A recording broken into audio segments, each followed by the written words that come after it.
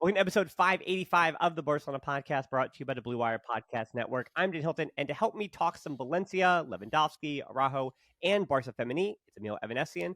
Welcome back to the show, Emile. What's up, Dan? How are you? Doing fine. Maybe not fine. I watched Valencia just like you did yesterday. So I'm doing all right, but I did watch the Femení on Saturday too, so I guess I'm doing a little bit better. So let's dive in first before we get to the Femení making the Champions League final again to the 4-2 win for Barca over Valencia, which has a scoreline that, of course, does flatter Barcelona because there was a red card and Barcelona had an extra man for quite a bit of time and all that stuff. And I think the first thing we'll ask about is Frances and I last week, of course, after the big announcement, Xavi is staying for another year and all that stuff, you reflected on the fact that Barca had played so well, went on that big unbeaten run after Xavi announced he was leaving. And it's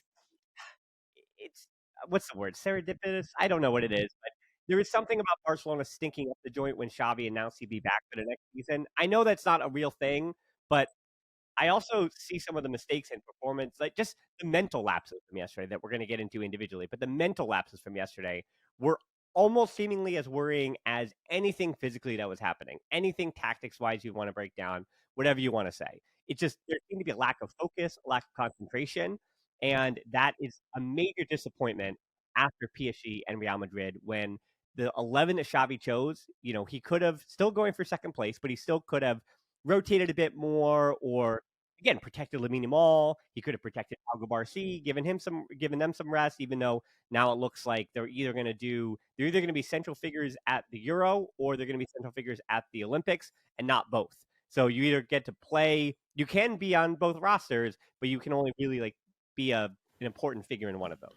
But anyway, to Xavi, it's unfortunate that it seems like the team, we'll say went back to their old ways, what they were in the fall, the second that Xavi says, I'll be back next season.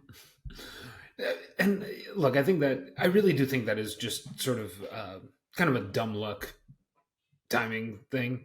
Though Xavi put out a strong 11, the whole thing had a lot of kind of last day of school vibes, or everyone kind of, I think the team might have taken second place a little bit more for granted, than prior to the game than maybe they ought to have. But I think it's even a bit, not say more to that, but with that drop off emotionally, I think it has a lot to do with the fact that obviously the team was up for PSG. You want to win a quarterfinal in the Champions League. You want to make the Champions League final. Then they get up for Real Madrid because you really want to win a Clasico. La Liga is on the line.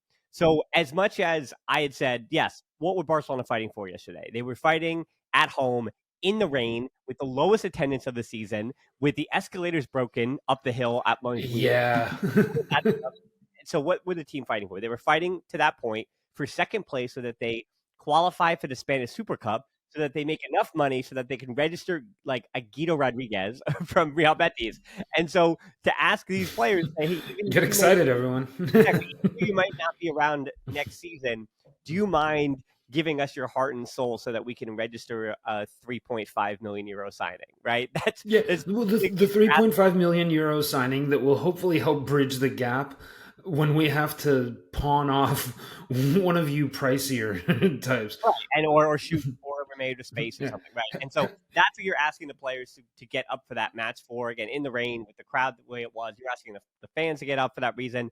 Meanwhile, Valencia, to their credit, they came in saying, we're not going to touch the ball once. We're going to try to win on the counterattack. This is what we're going to do. We're going to be very vertical, very vertically compact, and we're going to see what we can do here in these conditions. They came in with a devout game plan. I think that's kind of what we want to speak about here, about the issues too, about this game with Valencia, where I find Xavi a little culpable in that Valencia clearly had a game plan. Is it one that would have Barca fans rioting? Of course it would. Of course it would be, right? If Barca possibly did that. But Valencia came in with a plan saying what we're fighting for is a spot in Europe. They're only, if they'd won this match, 3 points off or something? Right. They came in 3 points off with Real Sociedad and Real Betis right in front of them. So they're fighting for a European spot is Valencia. So there is something on the line for them with more substantial, let's say, emotion than Barcelona did. But my concern even was the X and O's, that it seemed like Xavi, there were little things that I think he tinkered with, as in they were going to allow Christensen to drive forward with the ball, and he did that sometimes, and he didn't do it other times. And I actually think tactically, even though Christensen can't go 90, the move for Roberto at halftime was the right move because Christensen is not moving the ball quick enough horizontally. No. And the rare occasion that Barca did move it horizontally, good things happened, but it wasn't happening fast enough. The other change was that Gundogan basically played as a lone pivot because of 80% possession, even with the extra man, or sorry, all 11 men, that Gundogan as the central pivot was just there to move the ball back and forth as fast as he could. And even then, I mean, the ball kept stopping at Christensen, and they were having their issues at being Barcelona, moving the ball well and breaking down that block. And it's a tried and true thing that we know exists, that if you only have one player who can command a double team against a low block like that in Lamine Yamal, unless you're moving the ball quickly and combining through the middle quickly, which was not happening. Because again, Christensen, that's not in his bag. That's not his job. He's a center back playing yesterday in the opposing box. So, it's not to be surprised. And it's one of those where I think Xavi, not say got it wrong, but maybe he should even have changed something up quicker. And don't waste your Vitor Roque breath yet, but respond to that. Then I want to do Vitor Roque. I mean, I agree with you on the Christensen, Sergio Roberto thing. I think as far as the game plan goes, I don't know that necessarily Xavi knew how Valencia would approach this game, but I mean, you could probably surmise that they needed a result of any kind. I mean, I don't know if more than Barca did, but probably more urgently than Barca did. I mean, Barca has more chances to lock down second place and sort of bring this thing in relatively one piece. I was fascinated to see really the extent to which Valencia kind of didn't want the ball. I mean, I know you can probably assume that Barca is going to have the ball more than you, especially when you travel to Catalunya, and Valencia is not really like a team that thrives in bad weather or anything like that, so they're not really uniquely equipped to attack that. So I don't know if Barca was almost expecting more resistance and found themselves with more space. But I mean, I don't even know if that was kind of the issue. Yeah, I'm not sure about that because I think Xavi yesterday, my critique would be, I think he as a manager lacked a bit of bravery. I think sticking with the three center backs was just not saying unnecessary, but between Koundé and Araujo, I think you just shift Koundé over a little bit and you put somebody on, even a Hector Fort that can get forward a bit more. I mean, Fort doesn't really get forward that much, but again, it's an opportunity potentially to kind of solve some problems and figure some things out. And I've said before, I mean, in that kind of circumstance, I say you switch Cancelo even over to right back. You keep Raphinha on as this wing back, left back, and then you throw on Ferran Torres and João Felix or whatever, and just throw on your forwards. You get after it because you're going to trust. Once they took off Hugo Duro as well, then you really only have Peter Gonzalez you're worrying about in transition because Marty isn't Alberto Marty, even though Pedri had to track him down for a game-saving tackle. Yes. I get that, but you're only now dealing with a 2v2 situation between Araujo and Koundé, and you still have to back them, even if the mistake that Araujo made was pretty damning before that. Shifting to just be a little more positive with the Fermin Lopez part, we don't know what Pedri's fitness was prior to the game or what status had been, but starting Fermin Lopez was the right choice from the jump against Valencia anyway, because Valencia generally do play a 4-4-2 usually, or they at least defend in a 4-4-2. So having Fermin Lopez popping up in the space in the middle of the field and supporting Lamine Yamal high, especially when you don't have Frankie de Jong and you're not starting Pedri, so you're not really expecting much more control. Fermin Lopez was the right choice. And as I said in the 5 headlines, you can go back and listen to that I'm not going to reinvent the wheel when it comes to my Fermin Lopez takes, but he is, interestingly enough, with Pedri and Gavi's health kind of being a question mark a little bit. We probably know what's going to happen to Pablo Torre. Then we don't even know about Vitor Roque. As far as young attackers or young midfield or high midfielders or high interiors, he may be the one guarantee for what his role will be next season. Again, we don't know about Pedri. We don't know about Gavi and their health and all that stuff. So Fermin Lopez, it's I mean, just up and down the squad, and I can almost say you copy and paste. Because again, even Raphinha and Koundé, you go, if the club gets a big enough offer, are they going to consider that? If Araujo doesn't want to go or if De Jong doesn't go and there are decisions to be made. But Fermin Lopez, with his salary and with the 8 goals he scored this season, the most of any midfielders, again, I feel like you can copy and paste his role with the squad this season and Oh, put that in totally. next year's squad and say, I think actually we can guarantee that he'll have his exact same player 18 to 22 spot in the team next season, which wouldn't exist if, as I transition to the negative part of this about Vitor Roque, where, I had said for weeks now and months now that I was not worried about how little he played or how little he did or how little he did. So at this moment, though, over the course of his adaptation period, we'll call it, he's played 13 games, so 11 in the Liga and 13 in the Copa del Rey. He scored 2 goals in the Liga. He has started in 13% of his games since arriving. He has played 20% of all minutes, and he's participated in 6% of the goals that have been scored since he arrived. Which, those numbers, if I just said adaptation period, or there were better, I'm not say excuses, I would be fine with that. But there kind of are no excuses as to how rough things might be. I mean, Xavi's had to answer questions about him in the media, and he said, he's adapting, he's coming along, and I wish that Xavi had, or maybe he'll do this in the Girona presser prior to that game or something when he gets another question, of course, about Vitor Roque with all the news from Sport coming out today and yesterday about Vitor Roque potentially going out on loan. That the club and Xavi both agree that with the former Brazilian scout, now his agent, that being Vitor Roque's agent, Andre Curry, that he should go out on loan, likely to a European side. The issue with sending him out on a European side next season already, and obviously his agent, Curry, having been a scout for Barcelona, knows that going out on a loan at Barca, even Pablo Torre, who went out on a loan to think, hey, if you have a good loan, you could come back and make it all work. And even Ansu Fati, go to Brighton, get yourself back. Everybody knows you out on a loan, and more often than not, right? Fermin Lopez going to Linares, that is a stroke of brilliance or luck or whatever you want to call it. Yep. Going out on loan and coming back doesn't really work out for anybody. It usually means that you're going to be gone the next time. The problem with that, though, is that this season was the adaptation period, and I did expect by next season, when he's in his 19, then he turns 20 in February, to hit the ground running a bit, not scoring a lot of goals, but just being a member of the team. And if he's not even featuring in, I don't want to call these throwaway minutes, but if he's not featuring at all, if he can't get a spot off the bench, instead the club is trying to spend money on João Felix. Felix has a different pedigree than Vitor Roque, but you did spend. I mean, this is where the salary and all the money comes in the back. I know the other 30 million are in, non-guarantees or in all the Yeah, it's all the incentives and things like that. right. Which obviously, if he's playing 13% or if he's playing 20% of all minutes, he's not going to hit those.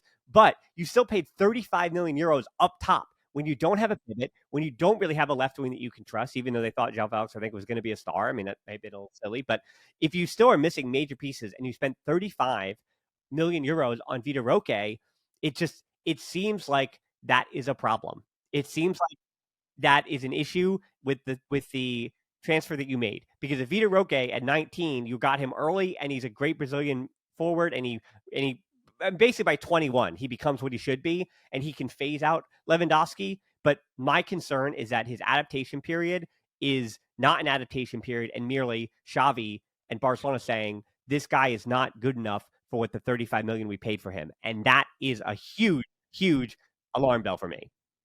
Every bit of behavior that we've actually seen from from Xavi and just the coaching staff and whatever, because I'm sure the higher ups at the very least would like to.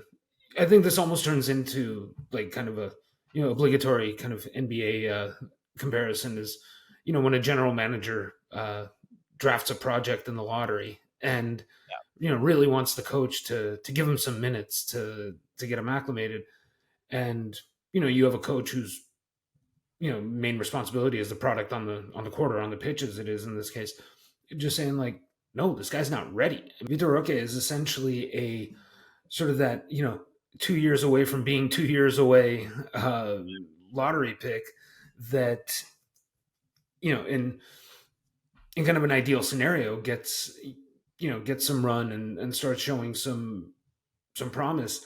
And the fact is, yeah, I mean, this on a on a broader kind of season scale, I know there was still a little bit of peril on around second place, and so it's not purely garbage time at the end of the season, but we're basically there. Like it kind of feels like the last day of school now for these things, and Well, Girona, this weekend is the last big one because if they get the 3 points against Girona, that is second place. So that's the last game that truly matters, and then you have what 3 more games remaining that really are nothing. And so that is Vitor Roque should be playing in those matches after Girona because if they lose, second place pretty much gone anyway, and if they win, then they've got it. They've got second place pretty much wrapped up by that point. well, So yeah. So as it is, so Barca are up 2 points on Girona now, and I mean the thing is, even if you get, I mean, ideally you'd like to beat Girona, but even if you just get a point out of that out of that match, and you essentially have to protect a 2 point lead for 4 games. I mean, a 35 million euro striker. Who, I don't care that he's 19. I don't care that he's never played in Europe or whatever. This guy should be good enough to be even if he's not a huge game changing factor, just be a literal presence. Just be a lump with a pulse against, a mid table side, effectively, and maybe upper mid table side like Valencia are. And that's what I was saying. I mean, I think the signs that you're seeing from Javi and the coaching staff is just if there was any affinity, or if they saw some potential and they were thinking, okay, he's raw, but we can work with this guy and he needs to work on this and that. He needs reps, he needs burn, this, that, whatever. You'd be seeing it more, well, you should have been able to against Valencia. Like there should be enough confidence in the squad and the Yes. attackers to start Raphinha on the right wing or Ferran Torres on the right wing, and then you start Cal Felix or the other one, Ferran Torres, on the left wing, and then you put Vitor Roque in for one of them off the bench, and that you should have enough faith in your team to be able to rotate, Lamine Yamal for a whole game against Valencia and not have to think twice about it. And that is a concern to me that there isn't enough institutional trust because to that point about Vitor Roque, how my only criticisms and fears is that you spent 35 million that you by sending him out on loan, I think even next season, is an admittance that we screwed this one up when Yes. there's no money to spend and we're barely being able to register Inigo Martinez, whose registration ends June 30th, and you're having these conversations about that's the margin. biggest thing. Where like I feel like there's still elements, and I understand, it's an oversimplification maybe, but I think there's a little bit of old habits dying hard in that, kind of punting 35 million on Roque, 19-year-old Brazilian who's not, like everything I ever read about him is, he's not whatever Neymar or Vinicius, No, no, he's the Vinny or opposite. whatever. He's He's not not this. a wizard. Yeah, No, he is he's a space taker. He's a yeah, space runner. He is a space taker, and he's a poacher. yeah. And I think teams need that. But I think Xavi, as you mentioned, I think he's surprised at how little positional sense he has with the limited technical tools he has at this point in his career. Barca is still Barca. Like we are still one of the biggest, most prestigious, blah blah blah, like clubs in the world and whatever. Like this is a thing that we can do. It's like no, dude, it's not. Just right now, it's not. $35 million means something, and the notion that, I mean, I think back to, and for example, I mean, I've my opinion of Ferran Torres has, you know, improved dramatically from the first sort of half season that he came in, where it was just sort of, I mean, it was cataclysmically bad. The first fraction of the season that he was here, but all the same, I mean, when you think about it, like, I mean, I keep going back to this, but the 2-3 years of conversations that we've had about the absolutely dire financial situations and staring into the abyss, and difficult decisions have to be made, and Lionel Messi and Sergi Busquets and Jordi Alba were at the Miami Heat game yesterday, in some part because of all that stuff, and you've spent roughly 100 million on Ferran Torres, who was the first sort of mega acquisition of the austerity era, and then you chucked another 35 for Vitor Roque, and like you don't get to do that. You Yeah. know, I mean, it's not quite on the level of whatever it was, 150 million or 140 million for Coutinho, or one of these other disastrous Well, moves, but it's you know, pretty bad. a concern for Vitor Roque is that he's in like I would say like the B tier of prospects. Like he is not a can't miss. Like I would argue that like Estevan Willian is a can't miss because even if he were like where's his floor and how much resale value to have on like, his floor for Vitor Roque because of the kind of striker and poacher that he is. If he's not actually giving you production in terms of goals, then he's not necessarily worth his weight in gold. And it's also almost mismanagement to this point because yes, if you flop on a 35 million euro signing when you have Mark Yu, and the same argument too is that without a proper pivot and with Gabi injured, the things that Vitor Roque does well, which is I think he presses really well. And maybe again, he's not understanding those permutations well enough, and that's coming along too. I thought that he'd be rather good at that, but maybe he's not picking up those things in training. That's possible. But I also think without Gabi and without a proper organized pivot to understand that rest defense at a high level, the way Busquets did, because again, he wasn't the fastest, but Busquets he was usually at almost the tip of that trident of the press because of his understanding of space and angles and to break that stuff down and to keep the ball in that rest defense set while you had the ball and being in a defensive shape there while taking possession and moving up the field almost in a game of risk.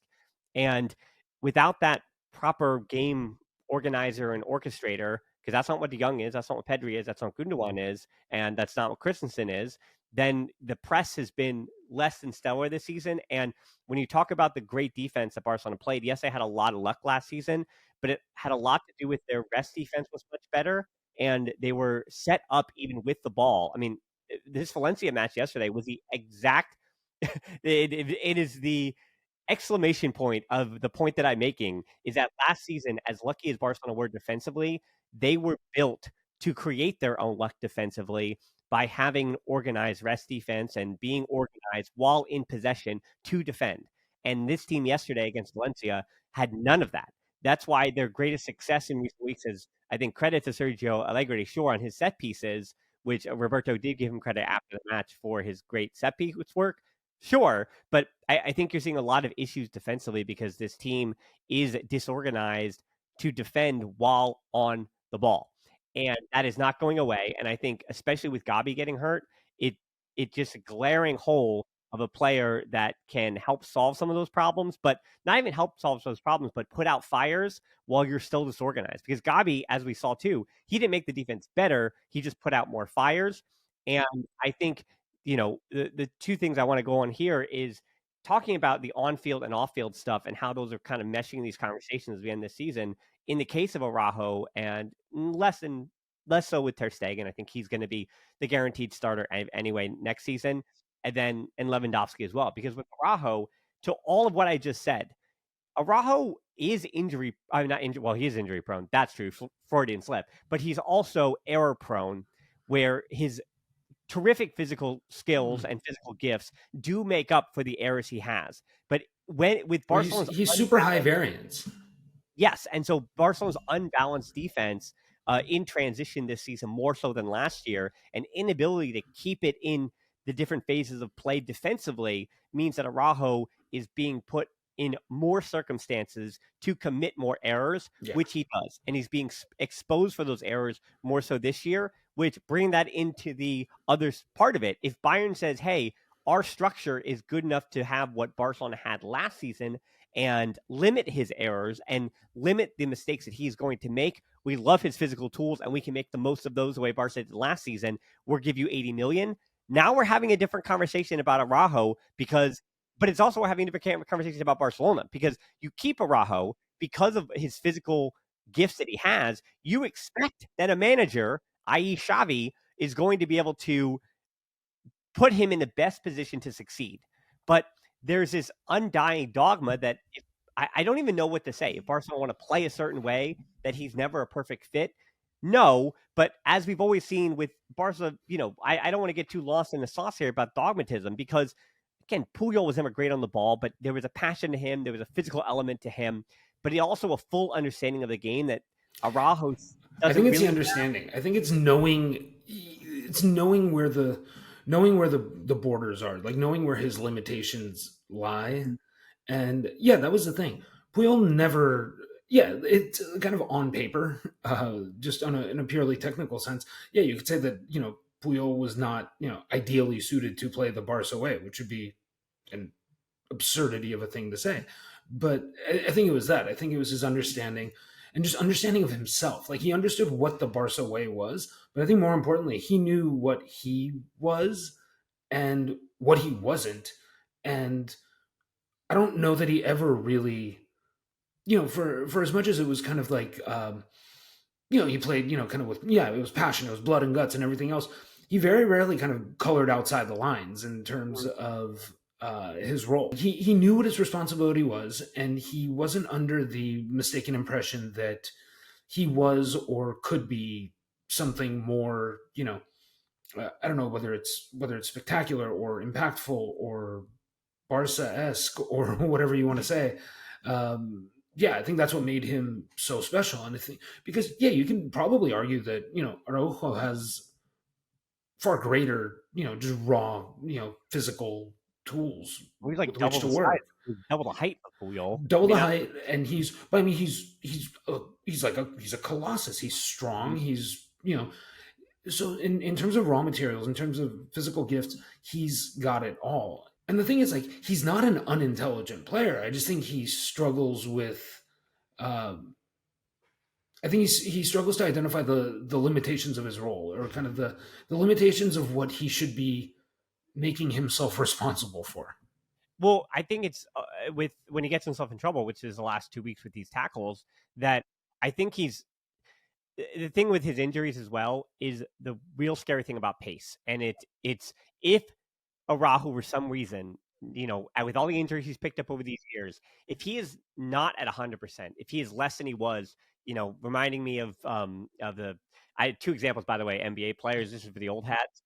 The guy that I'm thinking of when you said the young player Mhm. who never really fit was Jermaine O'Neal. That was the example of that, Okay. by the way. And then for this example, I'm going to hit you with. I've been reading a book about the New York Knicks from the '90s. It's a Larry Johnson situation where you Okay. go, of course, that guy is physically, there is nobody on the court or the field or whatever who Yep. is going to be superior to Araujo. But if their physical limitations are, or if they're not at their peak of their physicality, then, and they're relying solely on game understanding, Yeah, it's you guile and right, tactics, and yeah. then they're going to be prone to mistakes in the way that Larry Johnson, when he had that back injury, he would just constantly put himself in foul trouble, He or he he's an excellent example because yeah, I mean like there's probably one of the most profound, and I mean whatever we can say like Penny Hardaway or whatever, but probably one of the most profound examples of unguardable just physical colossus, just whatever, just incredible. and for the younger kids, I just want to say, like, if you're playing FIFA or you're playing, well, EA 24, whatever it is now, or NBA, whatever. Back in the day, there was this thing called NBA Jams. You Yeah. always picked Larry Johnson because it was this simple game where you wanted the biggest, fastest, and the computer was like, the vitals on this guy are off the charts. Yes. So you constantly, there used to be a little fire meter, and he was just Yeah. always on fire, and he could dunk from half court because the mechanics and physics were broken in the '90s game. So that's what we're talking about. We're talking about just a player that, hey, I want that guy on a video game because he's a cheat code in a video game, because the video game doesn't understand how to put his vitals to like be fair, because his physical stuff is just so much Yeah, beyond he everybody basically had the yeah, he basically had the density of like Carl Malone in Charles Barkley's height, but could dribble the ball like a stretch four now. And yeah, and so but the drop off after, once the back injuries really took their toll was incredible. Like he didn't taper off. Like it went off a cliff because Yeah. so much of his so much of his dominance was predicated on just being this physical marvel. Yep.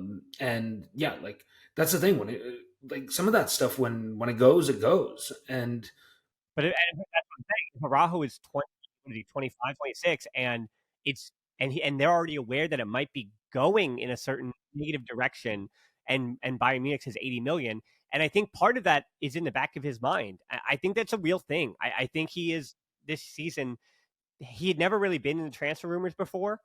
He's a future captain. That's how he was talked about for years. And this is the first time when when there's smoke, there's fire. And we keep hearing this about 80 million, Bayern Munich or Manchester United, and teams are coming for him. And I feel like that's weighing on him quite a bit in a way that it's funny with Lewandowski and the hat trick, because this is where we'll end this conversation about Valencia. Then let's end with Barça Femení. For Lewandowski, it's so funny because he makes that comment about he's not going anywhere next season. Why would he? His salary is apparently reportedly jumping up to 33 million. So of course the club's like, well, we paid 35 million on Vitor Roque, but actually we can eat that we have to eat that because Lewandowski is going to cost us just 33 million. And which is completely untenable for Barca, by the way, because just doing the math, and I did the math here, that leaves you with De Jong, assuming that he stays at his number, makes 20% of your wage bill next season, and Lewandowski makes 14% of your wage bill, and Gundogan makes 10% of your wage bill, which is bananas. Correct. But that's the situation Barca's in. So and all those players are going to say, why am I leaving? And also, again, Gundogan arguably has had his best individual season of his entire career. He'll be 34 shortly, and he'll likely end this season having the most minutes of any player in the squad. So that is a concern. But and that, by the way, followed by Kunde, Lewandowski, Cancelo, and Ter Stegen, the 5 players that played in 2,000 minutes so far. And we can have different transfer and speculation and salary conversations about each of those guys. But just speaking primarily about Lewandowski, it's really frustrating because for the players to hear criticism, and I get it from Lewandowski, you hear criticism this season even after your good showings because your goal scoring numbers are still exactly what you're expected to do in the Liga, maybe a little lower, but it is practically impossible for their performances to justify their salaries. And De Jong is in that circumstance. Lewandowski's in that circumstance. He's definitely going to be in that circumstance next season. So it's this frustrating thing for Lewandowski where you want to talk about players that have won the most points with their goals in the Liga this season. Lewandowski's won 17 points with 16 goals. Bellingham has won 14 with 17 goals, and Moyral has won 14 points with 15 goals. Players with most goal contributions in the Liga this season, tied at the top for 24 is Lewandowski with Dojbuk of Girona. Then you have Sorloth with 22, Bellingham with 21, Griezmann at 19, and Guruzzetta with 19. So he's where he's supposed to be in all the La Liga rankings and all that stuff. And so I understand, especially with his character, Lewandowski is like, hey, you're paying me to score goals. You're paying me to be Robert Lewandowski. And I feel like I've done some of that. And yet you're still criticizing me to no end. This has still been a frustrating season for me and all that stuff because there's no way for him to possibly make good on the salary that he's making. And I mean, he would have had to, they would have had to make the Champions League final. Probably. Yep. Then we'd be like, yeah, that's cool, fine. Like, some of the marginal cash that's coming in, yeah, that's great. Like, give it to Lewandowski. and even Raphinha, like moving that aside too, because don't look now, but Raphinha has 4 assists and 4 goals in his last 7 games. Yeah. He's up to 9. He's been fantastic. Yeah, he's up to 9 goals and 12 assists on the season, playing now majority of his time at left wing, where he's supposed to not be comfortable. And that totals to 21 goal contributions in 34 matches this year. Last year, he had 10 and 12 in 50 matches, or 22 goal contributions. So, again, reminding you of his big Leagues United star season, he scored 11 goals and 3 assists that year for 14 goal contributions. So this season, he's on pace to have his highest goal contributions in his career.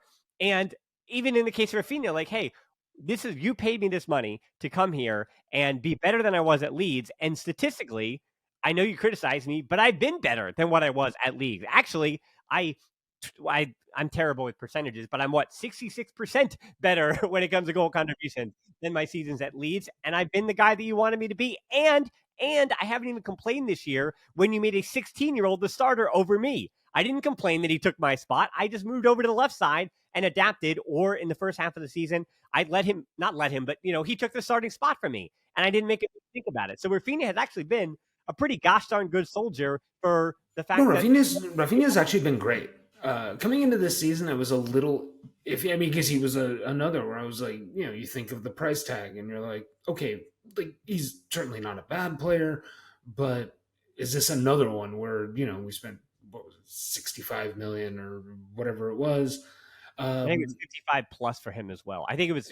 I think it tops out at 65. Yeah. But at any rate, so I mean, again, like getting into the conversation of sort of the granular, has someone, how much of their transfer fee has someone justified? I don't know, but he's been a very good player. And in the way that we can nutshell this is the funny thing is like, yeah, Lewandowski has not played badly, strictly speaking, and I know, I think some of his goals have been, concentrated in, like he hasn't scored the goals when you want them to score the goals in the, in the huge moments. Yeah, so I understand that, but okay, but on paper, like, he's playing well, and Raphinha's had a good season, and Ferran Torres, who is essentially, I mean, more than a bit part player, but he's not a headliner. He's been fine, if not better than just a sort of a meh fine, Well, he's been fine if he cost 25 million euros and Yes. make 8 Yeah. million. So, but I guess, but the point being, like, even agnostic is sort of like, if we just scrap the transfer fees, But so I think, so we can kind of point at everybody and be like, no one's, because you're not looking at too many people and going like, man, that guy really stinks, or he's, so and so's been playing terribly. I think what's kind of maddening about it, and so many of the conversations that I have here, like, in one way or another, sort of come back to this, is like the the squad in totality is less than the sum of its parts, and were it not for like a couple of teenagers, this thing would just be a tire fire. Like, teenagers who cost nothing are bailing out this, quarter billion, third of a billion worth of player squad. And so you're basically just like, yeah, like, thank God these two children showed up to, like, to, to drag like this posse of like, centimillionaires to, Yeah, I mean, to respectability, or and something close. they're so young Yeah. that Barcelona have to be thinking, well, by the time Lamine Yamal, I mean, they're going to give them extension, but by the time they're like 21, when it's time for that real big payday, they're hoping, well, Lewandowski and De Jong will finally be off our books so that our big earners at that point could be a 21-year-old Lamine Yamal and a 22-year-old Pau Barsi, because they cannot afford to give them major extensions until the big guys are off the books. And that is, Yeah. yeah, okay. I'm done with talking about this. I don't Yeah. talk about I know. it. I know. It's a bummer. To end the show. Yep. So it was almost a lot of bad news with the Femení, because there was that loss at home to Yeah. Chelsea 2 weeks ago, and it was their first defeat at home. This is unbelievable. I almost have to always say Barça Femení stats and records in slow motion. Yeah. That being that 1-0 loss to Chelsea, where they were outplayed by Chelsea at home. That was their first defeat at home in 5 years in any competition. Yeah, it was May of 19. 5 years since they had lost in any competition. So pretty unbelievable. And you can read into bigger things with this or smaller things into this. So I'm going to throw a lot at you, Emile, Okay. for the Femení, and then wherever you want to go is where you go. So my thoughts after watching the second leg were as such. I'm not, maybe I'm biased because of the Femení, but I thought the second yellow for Buchanan coming in the 59th minute, Barcelona, not to say the second yellow mattered, but they were already percolating. They were already the better team up to that point. They were pushing even prior to the yellow. So they had a good response, I think, throughout that game. And the second yellow was more questionable than the penalty, but the penalty was a penalty, which may have happened with 11-11 anyway. And then Raffle converts the penalty and Barcelona moving on. I also think about Barcelona in that first leg. Well, they weren't as good. If Alexia finishes the important chances he missed coming on as a substitute, then Barcelona likely get 1-1 there anyway and are fine. It's funny, you have to talk about the two legs almost in tandem, because the first leg, I was there, I was watching everything about that first, whatever it was, 30 minutes, 35 minutes, essentially until Chelsea scored almost. Chelsea had virtually no attacking impetus early in that first leg. And I understand this was essentially just a Mourinho-esque turtling and, just sort of, do all of that. And I mean, I'm trying not to get out like the flamethrower or anything, but I mean, the game plan was, it was an abomination. Like, for a team that theoretically, that's won 5 of the last 6 and 7 of the last 9 domestic titles in their league, which everyone talks about. Spain is a farmers league or whatever, but like they've done that in England, and is this supposed kind of superpower of a team to essentially play with. And I understand, like, but the thing is, they actually pushed Barca last year in the semifinals also, but to play with essentially so little, I don't know, intent, confidence, self-esteem, whatever it was, and cynical fouls, and the apparently like just plagued by an army of invisible snipers, and just like it was an abomination. I mean, like I said, I think it was the only person that could have loved that was Jose Mourinho, like just giggling maniacally. And even he probably thought it was a bit much. So anyway, okay, so they clipped the goal, and but the thing is, like, if and it wasn't even Alexia, it was I thought throughout the game, but particularly in the first half, Salma Barayuelo could, like, if not a hat trick, she could have had a brace in the first half. She could have had a hat trick, just during throughout the course of that game. She finished very poorly. I mean, I'm not like I don't profess to be some sort of master tactician or anything like that. But there's been so much that Jonathan Heraldes has done over these last two matches that have been really puzzling to me. So for one,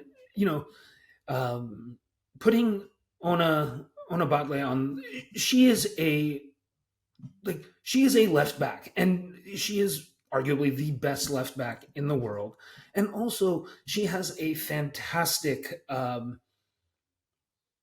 just rapport, chemistry with Salma.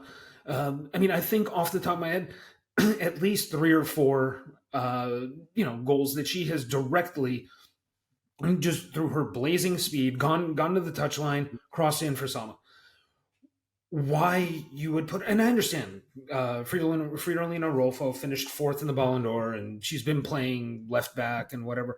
But the thing is, throughout her time with Barca, Rolfo has played in midfield, at right back, at left back, and even like in attack in a pinch. So if you're now kind of trying to navigate this embarrassment of riches and figure out how to get all these stars on the back line, put the one who's played right back before at right back, and don't put the best left back in the world on the right. The lack of substituting kind of in both matches was sort of obscene. Like, I mean, Claudia Pina began warming up before halftime in the first leg. And then they came back out. She continued working out. So she effectively just did about 45 minutes of cardio, and then watched the last 15 minutes of the match just on the touchline once it became clear that she wasn't getting in.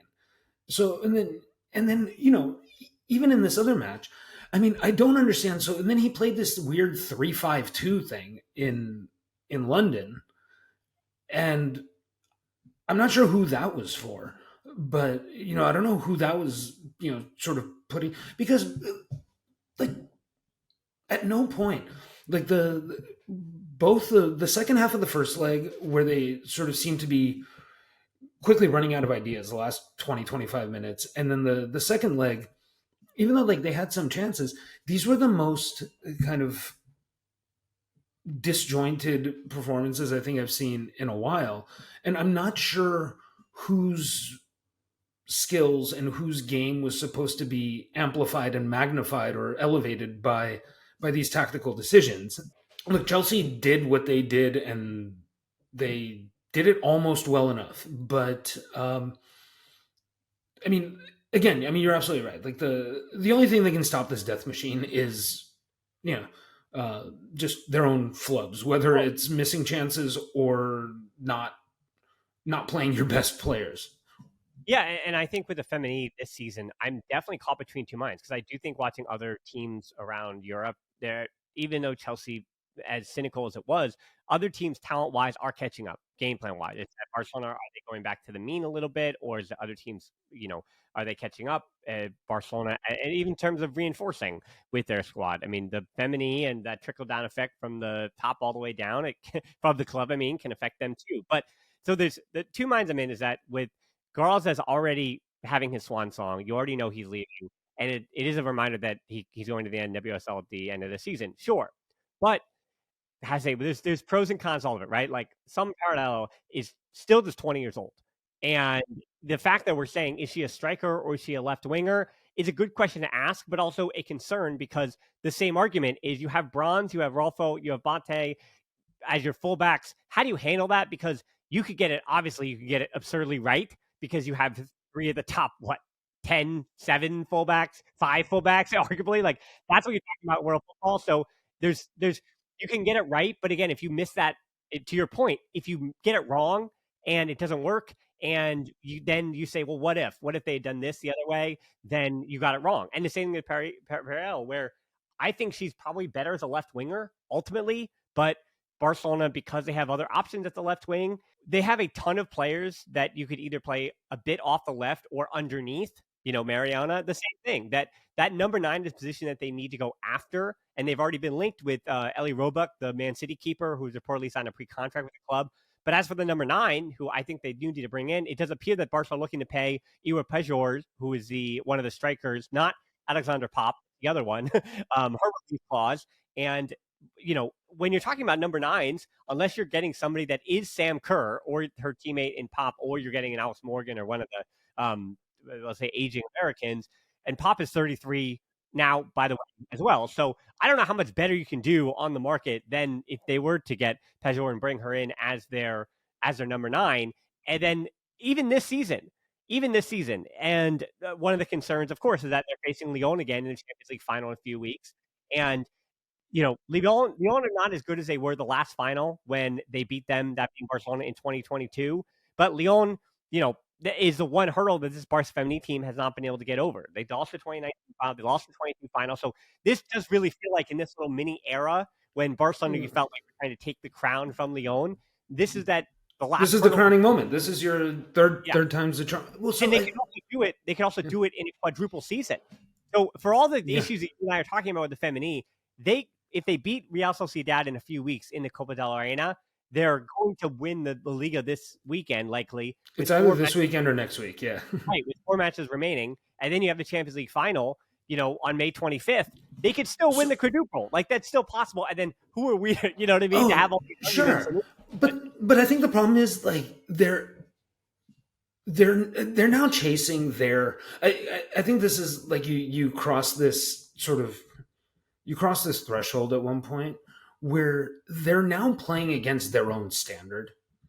Mm-hmm. And so their standard is an unimpeachable mind meld and just a complete savagery in attack, where just, all 6 is, the 6th goal is just a way station on the way to 8, and that kind of thing. And so, with regard to the number 9, I mean, I think Salma. Look, I think one of the great things about this team, especially up front, is there's a lot of versatility. I mean, I think, and we've seen it even in the back, where Ingrid Engen. I didn't think she was that good in the midfield, but she's moved to center back, and she's a really good, solid. Yeah, that's where she can contribute to the Barca team, because I think she's a fine, solid midfielder, and for other teams who play in a different way, I think she'd be just fine. But then, like I would rather give time in those. But ironically, they don't. Ironically, they only have 2 purely dedicated midfielders. True. In that, it's Patri and Kira Walsh. Everyone else, Mariona wears number 9, and she started at number 9, which I thought was a monumental mistake. Either put Salma in the middle and Pina out on the left, or put Salma on the left and let Alexia play sort of in that false 9. I almost consider it almost like it's false 9, but she almost like posts up. It's almost like a Nikola Jokic-esque, like you just put it up there. Honestly, it reminds me of what if Cesc Fabregas as that false 9 made any sense and worked? Yeah. It's like ideal was for Cesc Fabregas. Yes. Fabregas for Barcelona was not Alexia Putellas. That said, Alexia Putellas this season she's not ever gotten back to her best since the injury, and now she's post 30, and I don't know if she ever will. I just want to let people know who aren't watching the Femení that Aitana Bonmati, of course, she took the crown with about everything, sure, but Alexia Putellas, it's okay that she may not ever be Alexia Putellas again. She still contributes quite a lot to the club and the system and all that stuff, and I'm still being patient. I think next season Well, I think it's too early to put her in a ceremonial role. Look, I said it at the time. Look, the first leg against Chelsea at home, 50 whatever thousand people, like just the place is buzzing. Like you start her. Like you don't do that. Like I even think like what is the most extreme example? Like what like would you bench 2003 Jordan? Would you bench 1996 Magic when he came back? No. No. This is an icon foundational. Like the only reason any of this stuff matters is essentially because of this woman. Never mind that Wizards Jordan, if you got a 12 years of that, is still a Hall of Famer. But but my point is that, all of this insane meteoric rise over the past like 2-3 years, and she is not so deteriorated as a player that you can't put her on the pitch. Like that baffled me, especially with, if, her contract still isn't sorted out. So if she's actually done with the club, if this is her last month or so with the club, you didn't start her. You gave her 27 minutes in the second half of the last Champions League home game in the big house. I don't know the numbers, but I think it would be a marketing. I don't know what number she's asking for, but I think it would actually be almost a marketing and promotion misstep because, again, the layperson in Catalonia or even the layperson on the internet still believes that, again, like we know that Alexia Putellas wasn't back to her best, but the normal person still thinks that she is the best player. I mean, again, I go back to the video game, right? EA 24, the highest rated player is still Alexia Putellas. He's not been the highest rated player in actual real life on the field in 2 years. But yet I think we still view her that way, which is fair. And I think the club should continue to basically say, hey, we have this player that whether or not she is, everybody still is buying tickets and believing that she is on the top of the mountain right now. And I think we need to lean into that from even a marketing perspective, even a money. 100%. So this is what I was going to say. Like let's go back to the NBA for comparisons because it's really like it's a rich vein to mine. So, do you remember the final 2 years, the 2 years, 48 million that the Lakers gave Kobe post Achilles, post like all that, and everybody, like every NBA knower and thinker, we just talked about it like it was the greatest misstep that you could ever. All along, I thought like that was such a no-brainer because there is nothing you were going to do. Okay, so you save the 24 million in cap space for a couple of years when your team is frankly going to start stinking, whether you have Kobe or not. Like there was no pathway to being good. So now you're going to come back to your fans too and be like, dude, the icon, the guy, the 5 rings and whatever, like, hey, the bus has like saved a little bit of cash. No, you do that. And also like, that's how stars know how you treat their players. Anyone who was complaining about the Kobe thing has never had a player worth actually like lionizing. And I don't want to say lionizing. Okay, like off the court stuff and everything. I fully recognize that. But has never had a player who has meant as much like in the field of play. Like, what are you talking about? I would absolutely trade the last decade of like complete like borderline irrelevance. I mean, we got a championship, I guess, but like the weirdest like outlier title. But like that 2-year contract was one of the worst. I mean, for points and production per dollar, it was one of the worst contracts in the 21st century. However, for the franchise, a bargain at twice the price. Correct. So to your point, it's to your point that him as a legend of that franchise and what he meant to the team, then yes, where else are you going to put your money? And I think for Barcelona with Alexia, it's a similar thing where, don't tell me as a club that Barcelona cannot afford any of the deals for the Femení players. Like, again, if you're investing in that, then put your money where your mouth is. You should have saved some of that Vitor Roque cash. or even Ora Romeo. Like Ora Romeo. Anybody. Yeah. Ora Romeo's salary is, what is it? Like, it's like a few $100,000 more than the entire Femení squad it's in totality. Yeah, exactly. It's completely asinine. I don't want to talk. We're not. But so, like I get fired up about this because my whole thing is like, like you cannot. First of all, you can't nail your whatever. She is still a talisman. She is a superstar. She is just like just a capital S superstar, like in the world, in the sport, whatever, you don't nail your capital S superstar to the bench at home. Yep. And honestly, like Mariona played not very well in the first. Like, you know what I mean? Like there was. I usually back her, but she was. Oh, I think I love her, but like she played a bad game that day. Like she just wasn't on.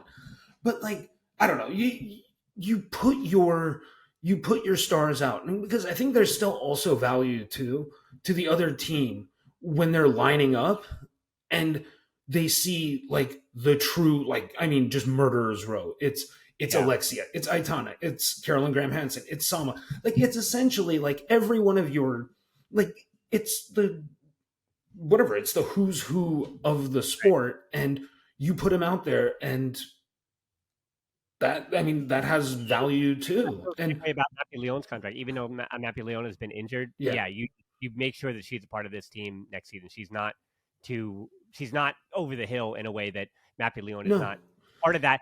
To your point, I think. And the thing is, Alexia, and I understand this is another injury that could further kind of, be detrimental to her health, going forward and whatever. But it's like she even missed a bunch of this season, and I think they were being very conservative with her. But I don't, so she even missed a bunch of this season because I do think this season was supposed to be a transition to her being this sort of false nine, but I almost think of it as like kind of like that, like essentially a post up point guard, but playing in the middle of a front three. Yep.